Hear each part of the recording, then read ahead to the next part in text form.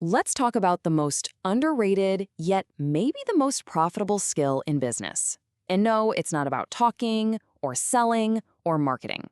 It's about listening.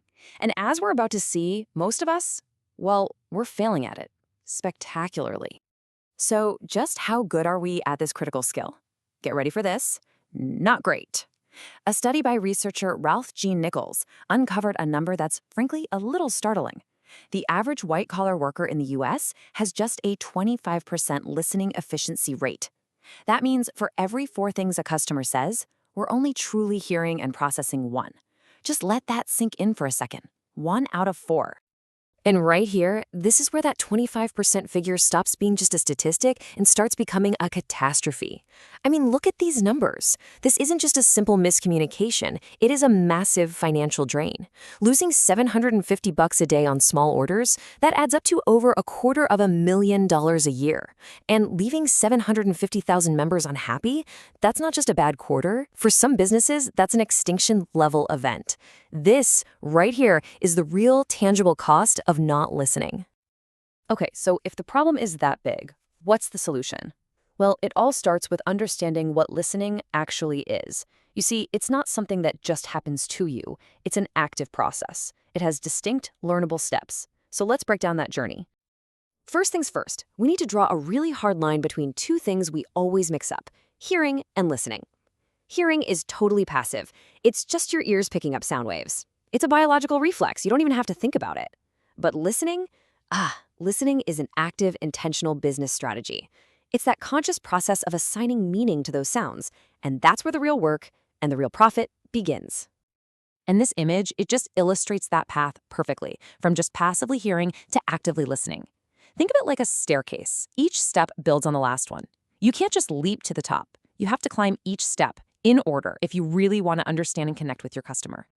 So let's break down that staircase. It all starts with hearing, right? The initial reception of the sound. But then you have to consciously attend to it. You have to decide to focus and filter out all the other noise. Step 3 is the absolute most critical part: comprehending. This is where your brain actively processes the information and assigns meaning. And finally, you respond. That's how you close the communication loop and show the other person, hey, I got it, I understood you.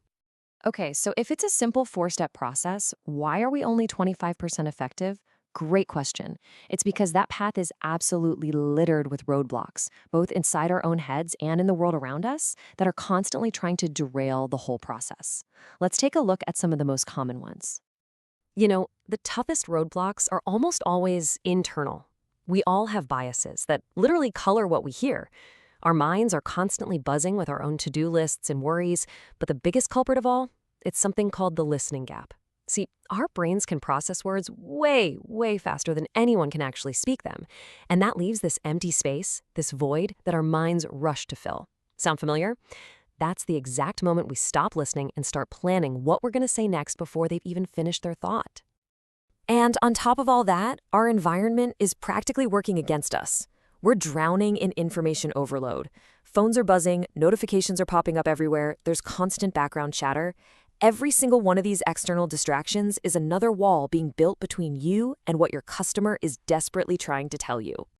All right, so we've identified the problem and we've diagnosed the causes. Now for the good part. Let's get practical.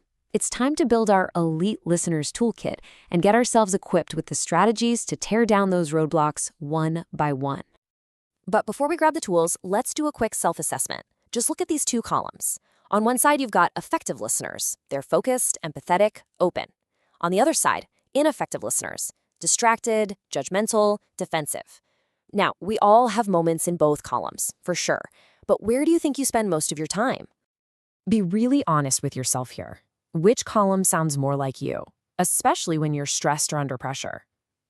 Just knowing your default tendency is the very first step toward consciously choosing to live in the other column. And here we do. The single most powerful, most effective, and, let's be honest, most challenging strategy in your entire toolkit. Ready? Stop talking. You literally cannot listen while your mouth is moving. It is as simple and as profound as that. So that first rule, stop talking, that's the foundation. Now let's build the habits on top of it. This stuff actually starts before the conversation by just preparing yourself mentally to listen. Then, during the talk, you actively show empathy. Try to listen for the core concepts, the big ideas, not just the surface-level facts. This means you gotta consciously stay open and really fight that urge to argue in your head while they're still speaking. Simple nonverbal cues like nodding or leaning in make a huge difference. And hey, if your mind still wanders, take notes. It forces you to focus and helps you remember. Each of these is a small action that builds the muscle of elite listening. So once you've started to master the art of quiet, focused attention, you can deploy the next tool in our kit, strategic questioning. This is how you go from passively receiving information to actively guiding the conversation to uncover those really deep insights. We've got two main tools here. You have your open-ended questions like, what are you looking for? These are your exploration tools. They invite people to tell stories and help you uncover hidden needs. Then you have closed-ended questions like, are you ready? These are your confirmation tool. They're perfect for verifying a fact or getting a simple yes or no. Knowing which one to use and when to use it is a total game changer. You know, when you put all of this together, when you start overcoming the roadblocks, using your toolkit, and asking the right questions, something really incredible starts to happen. Listening stops being a chore, and it transforms into your professional superpower. So let's quickly recap the mission. First, remember that listening is an active skill you can train. Second, be ruthless about identifying and shutting down those internal and external distractions.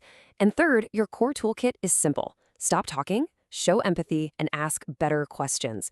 If you do this, you won't just solve problems, you'll build real relationships and find amazing opportunities that everybody else is just talking right past. So I'll leave you with this final thought. You are no longer stuck at 25% efficiency. With this toolkit, you are now equipped to hear the opportunities that everyone else is missing. So the only question left is this: what game-changing detail will you hear tomorrow simply because you chose to truly listen?